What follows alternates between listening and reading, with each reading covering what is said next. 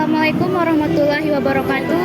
Kami dari MK Pemrograman Web Rombel A. Di sini kami akan menjelaskan tentang apa saja yang dibutuhkan sebelum membangun website.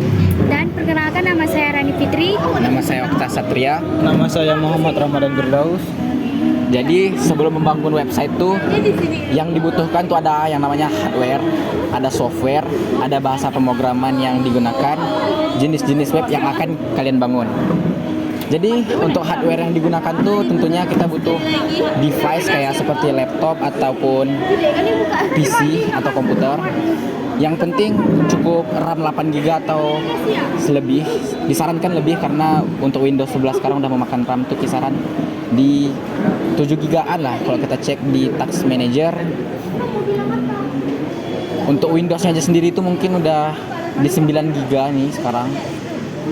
Jadi usahakan yang udah 16 RAM.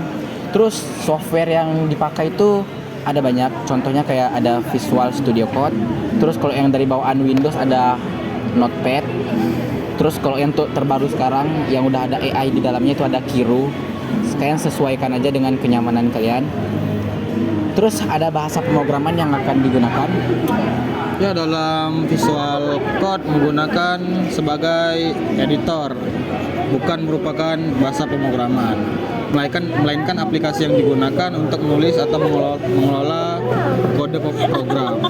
Ada apa saja sih yang dibutuhkan dalam membuat web bahasa pemrogramannya? Yang pertama ada HTML untuk membuat struktur halaman, terus CSS untuk mengatur desain atau tampilan pada web.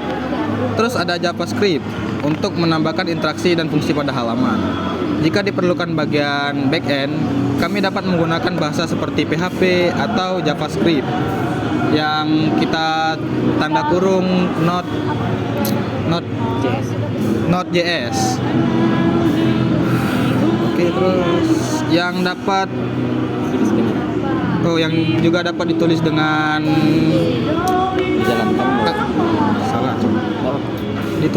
ditulis dan dijalankan melalui Visual Studio Code.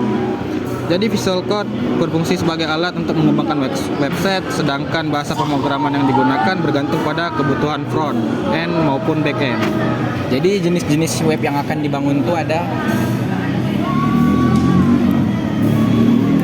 beberapa jenis webs yang dapat dibangun. Webs pribadi, personal webs, berisi profil, biodata, portofolio atau blog pribadi. 2. Webs perusahaan, menampilkan informasi perusahaan, layanan, dan kontak. 3. Webs e-commerce. Yang ketiga, webs e-commerce, digunakan untuk menjual produk atau jasa secara online. 4. Webs pendidikan, menyediakan materi pembelajaran, informasi sekolah atau e-learning. Yang kelima, webs berita, menyajikan informasi dan berita terkini. Yang keenam, webs blog, berisi artikel, opini atau pengalaman penulis. Yang ketujuh, webs portofolio, menampilkan hasil karya, proyek atau prestasi seseorang. Yang ke-8, webs forum, tempat berdiskusi dan bertukar informasi antar pengguna. 9. Ada web media sosial, memfasilitasi komunikasi dan berbagai konten antar pengguna. Dan 10. Webs portal, menghubungkan berbagai layanan dan informasi dalam satu situs. Nah, untuk contoh HTML, kita langsung bisa praktek di Visual Studio Code. Pertama kita buka dulu Visual Studio Code. Lalu kita buka File Manager. Di bagian bebas, sesuai kalian menetapkan folder di mana. Kalian bikin folder baru. Namanya mungkin contoh web gitu, contoh aja. Terus di dalam sini kalian klik kanan aja di desktop kalian, klik new, habis itu text dokumen. Di sini kalian tulis index.html. Jadi kalau misalnya kalian yang ininya tuh belum nampak, yang file name extensionnya tuh belum nampak, kalian bisa klik di bagian view sini, terus ke show, terus kalian centangin yang file name extension. Jadi dia bakal keluar file name extensionnya. Jadi kalian masukin aja ke dalam Visual Studio Code-nya. Kalian di sini tinggal buka open folder. Terus kalian masukkan sesuai dengan yang kalian bikin, posisinya di mana kalian taruh tadi. Kalau kami di volume D, kita select folder.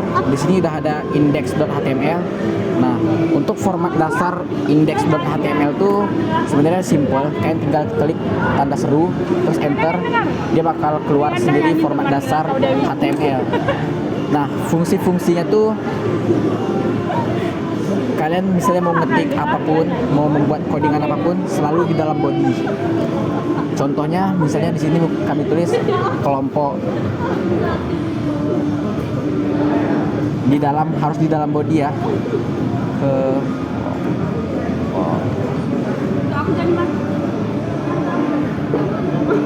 Langsung kalian Ctrl S saja, kalian bisa langsung menuju ke website.